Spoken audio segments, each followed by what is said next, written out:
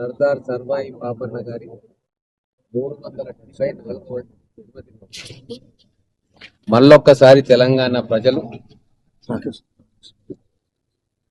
ఆ యుద్ధవీరుడి వీరగాథలను వారు ఆ రోజు నుంచి ఇప్పటిదాకా తెలంగాణ ప్రజలను ఎట్లా చైతన్యపరిచారో, వారి గాథలు విని ఎట్లా స్ఫూర్తి చెందిండ్రు, ఇవన్నీ కూడా మనకు తెలుసు.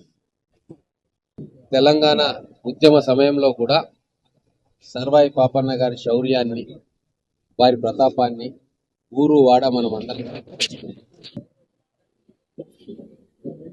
ఆ రోజు ఢిల్లీ వెళ్ళినటువంటి మొఘలు చక్రవర్తులను కూడా ఎదిరించి తెలంగాణను విముక్తి చేసిన ఘనత సర్దార్ సర్వాయి పాపన్న.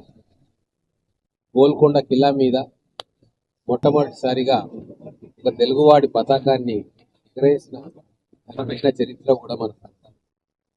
అందుకే వారిని ఇప్పటికి కూడా కొనియాడుతూ మొత్తం సబ్బండ వర్ణాలు కూడా వారు చేసిన సాహస కృత్యాలను ఇప్పటికీ తలుచుకుంటుంటారు.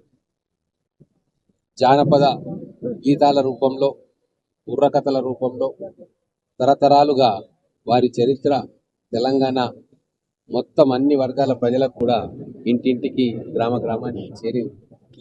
అందుకే ఉద్యమ సమయంలో మనం తెలంగాణ రాష్ట్ర గీతం రాసుకున్న సందర్భంలో అధ్యక్షులు గారు బహుజన యుద్ధవీరుల గాథలను, వారి సాహస కృత్యాల నుంచి స్ఫూర్తి పొందాలన్న ఉద్దేశంతో మన బహుజన యుద్ధవీరులు సర్వాయి పాపన్న గారు కావచ్చు, అలాగే పండుగ సాయన్న గారు కావచ్చు, మీర్ సాహెబ్ గారు కావచ్చు, ఇటువంటి కల్మషం లేకుండా అన్ని వర్గాల ప్రజల కోసం పోరాటం చేసి ప్రాణాలు అర్పించిన వీరులందరినీ కూడా గుర్తు చేసుకునేందుకు ఆ తెలంగాణ రాష్ట్ర గీతంలో కలకాలం వీరి పేరు చిరస్థాయిగా ఉండాలని చెప్పి ఆ రాష్ట్ర గీతంలో పెట్టుకొని వారికి సమున్నతమైన గౌరవాన్ని తెలంగాణ సమాజం ఇచ్చింది.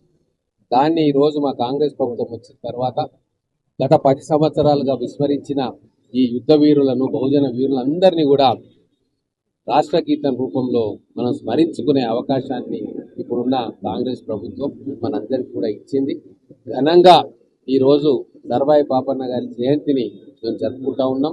హైదరాబాద్లో కూడా రాష్ట్ర ముఖ్యమంత్రి గారు, మంత్రివర్గంలోని ప్రతి ఒక్కరూ, ఎమ్మెల్యేలు, ఎంపీలు, ఎమ్మెల్సీలు వారికి నివాళులర్పించి వారు ఏదైతే పోరాట స్ఫూర్తిని మనకు చూపించారో వారి దాతృత్వాన్ని కూడా తెలుసుకుంటూ కొన్ని వేల మందికి ఆ రోజు ఆశ్రయం కల్పించిన వారి వ్యక్తిత్వాన్ని మరొకసారి గుర్తుకు చేసుకుంటూ ఘనంగా ఈరోజు మహబూబ్ నగర్ నడిబొడ్డున వారి విగ్రహం దగ్గర నేను, కలెక్టర్ గారితో సహా జిల్లా అధికార యంత్రాంగం అందరూ, మరియు మా చైర్మన్ గారు, మా సీనియర్ నాయకులు, పట్టణ ప్రముఖులు అందరూ కూడా కలిసి ఈరోజు వారికి ఘనమైన నివాళి అర్పించారు.